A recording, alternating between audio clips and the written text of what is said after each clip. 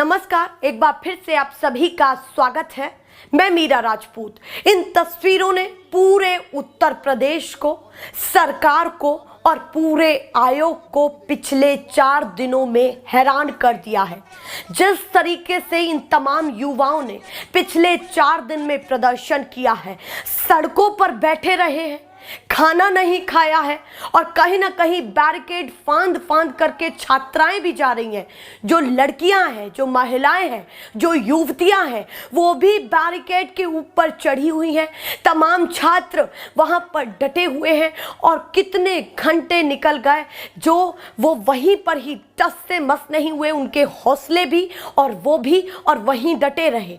सोचिए आप, और ये कोई खुली सड़क पर नहीं, लोक सेवा आयोग के कार्यालय के बाहर की तस्वीरें जिन्होंने पूरे देश को हैरान कर दिया है। ये है यूपी के युवा।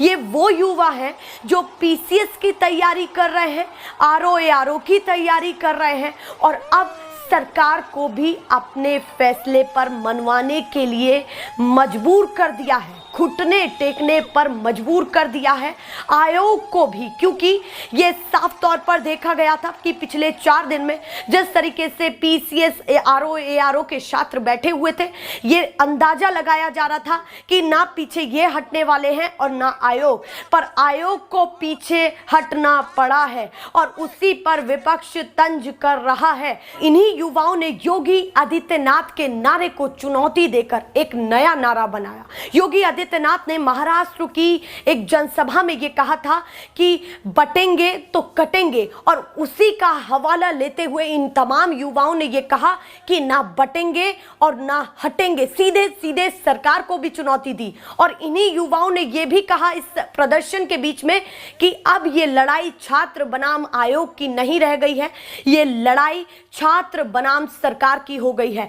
तो क्या फैसला आने के बाद इन तमाम युवाओं का रुख सरकार के लिए बदलेगा या फिर कहीं ना कहीं ये जो चीजें हुई है इसको लेकर के युवाओं के मन में खटास आ चुकी है। इसको लेकर तो बात करेंगे ही, पर इसके साथ साथ और तमाम जो विपक्ष के बड़े नेता हैं, जो यूपी के बड़े नेता हैं, अखिलेश यादव, वो क्या कह रहे हैं, तमाम यूजर्स क्या कह रहे हैं, वो भी मैं आपको बताने जा रही हूं। किस तरीके से चुटकी ली जा रही है वो भी दिखाऊंगी, पर सबसे पहले आप इन तस्वीरों को देखिए। रोकती हुई छात्र आक्रोशित हुए बैरिकेडिंग तोड़ते हुए बैरिकेडिंग बिना महिला पुलिस ने अत्याचार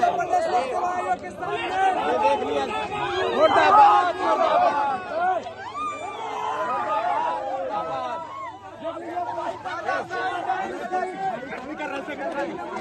तानाशाही नहीं चलेगी, तानाशाही नहीं चलेगी।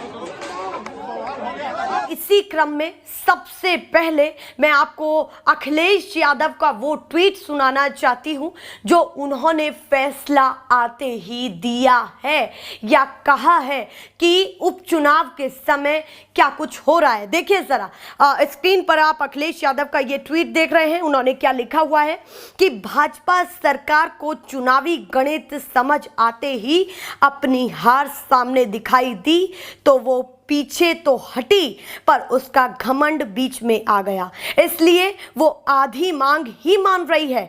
अभ्यर्थियों की जीत होगी, ये आज के समझदार युवा हैं। सरकार इन्हें झुंझुना नहीं पकड़ा सकती। जब एक परीक्षा हो सकती है तो दूसरी क्यों नहीं। चुनाव में हार ही भाजपा का असली इलाज है। जब भाजपा जाएगी तब नौकरी आएगी।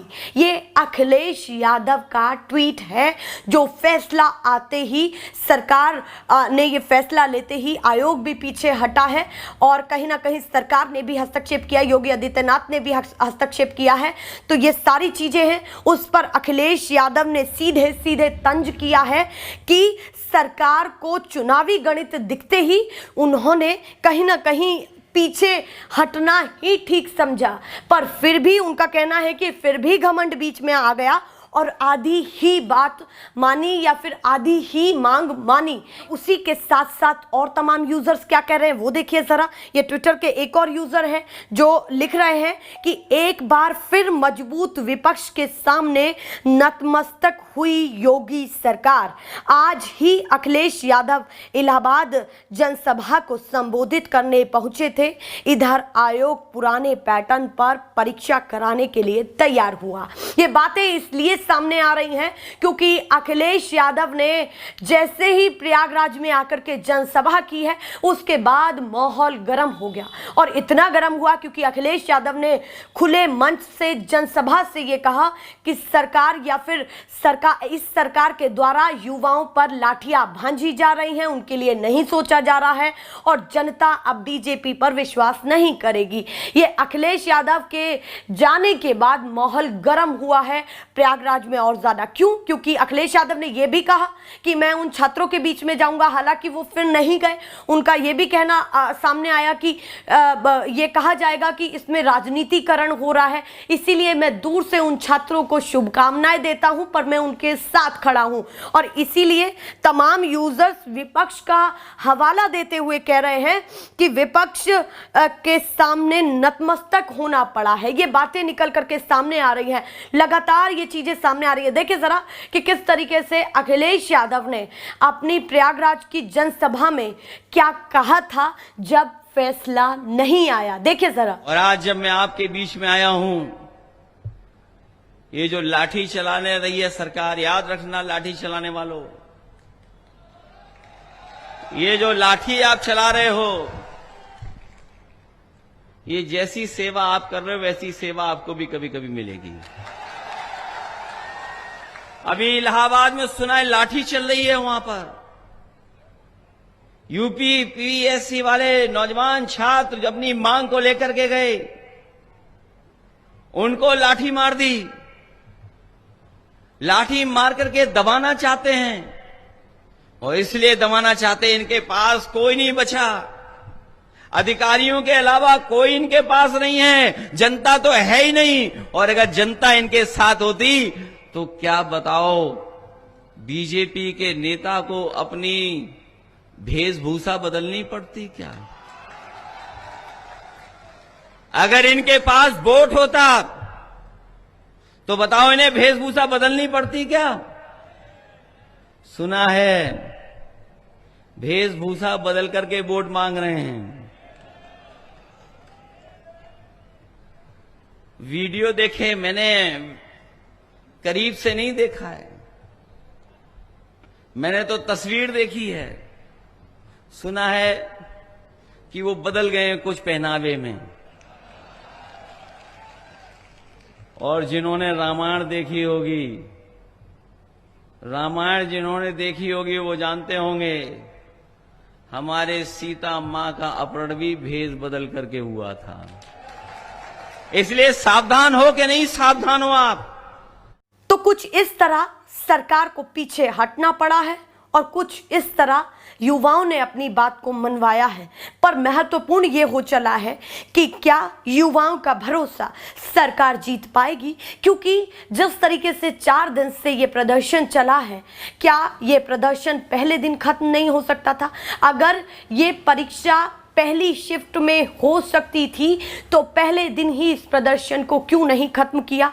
ये भी एक सवाल बनता है। दूसरा बड़ा सवाल ये बनता है कि कहीं ना कहीं अगर ये प्रदर्शन उग्र रूप ले लेता और कुछ ऐसे अराजक तत्व उस प्रदर्शन का हिस्सा होते जो इनके प्रदर्शन को उग्र करते, तो उसकी जवाबदेही कौन देता? इन तमाम अभ्यर्थियों पर हो सकता है, इन तमाम अभ्यर्थियों पर हो सकता है कि धाराएं लग जाती, ये कहीं ना कहीं उन तमाम चीज़ों में फंस जाते। तो ये सरकार, आयोग सबके लिए एक सोचने का विषय है कि कहाँ चूक हुई है। ये भी सोचना बेहद ज़रूरी है कि इन युवाओं का कितना समय जो नष्ट हुआ है, जो युवा केवल पढ़ाई पर ध्यान देते हैं, दिन रात लगे रहते हैं, उसके बाद उनको सड़कों पर उतरना पड़ रहा है अपनी बातों को मनवाने के लिए, वो भी 4-4 दिन। क्योंकि अगर कोई भी सरकार है और उसके लिए उन युवाओं के 2 घंटे भी महत्वपूर्ण हैं तो कदम क्यों नहीं उठाया गया? चाहे आज सत्ता में बीजेपी है चाहे फिर कांग्रेस हो। क्या योगी आदित्यनाथ इस चीज को पहले भी संज्ञान में ले सकते थे? ये भी सारी चीजें निकल करके सामने आ रही हैं। तो कुछ इस तरीके से उपचुनाव की तस्वीरें निकल रही हैं, पर इन युवाओं ने वो कर दिया जो बड़ा बड़ा नेता भी ना कर पाए। ये जो एकजुटता निकल करके सामने आई है ये काफ़ी महत्वपूर्ण है, क्योंकि उन्होंने नारा दिया था कि ना बटेंगे और ना हटेंगे। ये सारी चीज़ें निकल करके सामने आई। ऐसे ही दिखाते रहेंगे। फिलहाल के लिए नमस्कार।